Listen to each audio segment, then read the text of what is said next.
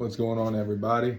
Just like I said on my last video, I was going to break down this week. It has to be the best week in trucking that I've ever had, so I'm going to get straight to it. Where I finished off last week, I delivered in Fort Morgan, Colorado. That was the end of my week. I took a 34 and had a fresh clock. People always say don't deadhead more than 200 miles. I'm going to show you how to work it right here.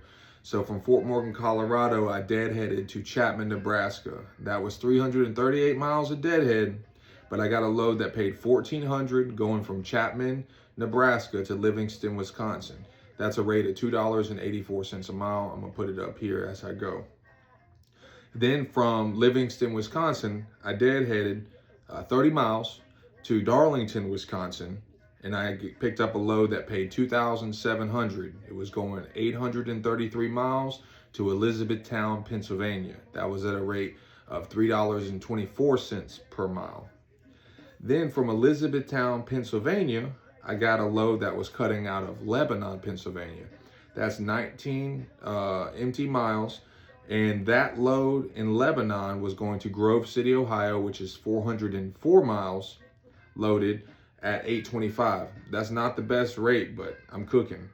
So from that was a rate of $2.04 a mile. It was a light load too, very, very light. It was actually potato chips, which was really light. All right, and then from Grove City, Ohio, this was on Friday, I went to Asheville, Ohio, which was only 19 miles. That's in the Columbus market. So I went 19 miles, picked up a load in Asheville, Ohio for $2,300. Now this one was a 3-stop delivery. It was very light, it was retail freight. So I picked it up that Saturday and I got it all the way down to Dawsonville, Georgia that night, took my 10-hour break, made that delivery, then went to Buford, Georgia, made that delivery, which is nice because it's outside of the Atlanta loop. So I didn't have to ride the loop until I went to Hoover, Alabama, which was my last delivery on Sunday. Went over there, made that delivery. My next load was going to be in Birmingham, Alabama, which is 13 miles from Hoover, Alabama.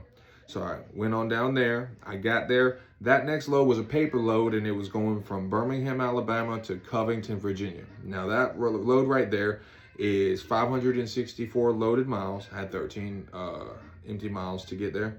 And that load paid $2,000. That is a rate per mile of $3.54. Now, when I break down my fuel expenses for the week after all my discounts for fuel and DEF, it was $2,402.71. And my other expenses, ELD, cargo insurance, and all that stuff was $600. So that's a total amount of $3,002 on my expenses. So my take-home pay on this week was $5,290. I should have wrote that shit down, but I'm gonna put a little picture of it up here. Take-home pay was $5,293, I believe.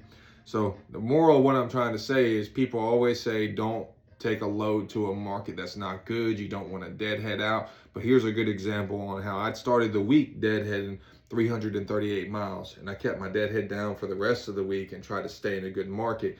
And it ended up being great. I probably could have got more money for that Covington, that final load I got, because that market's really dead. But it brought me home. I deadheaded from Covington to go home. Now I'm taking a week off because that was like the best week I've ever had in trucking.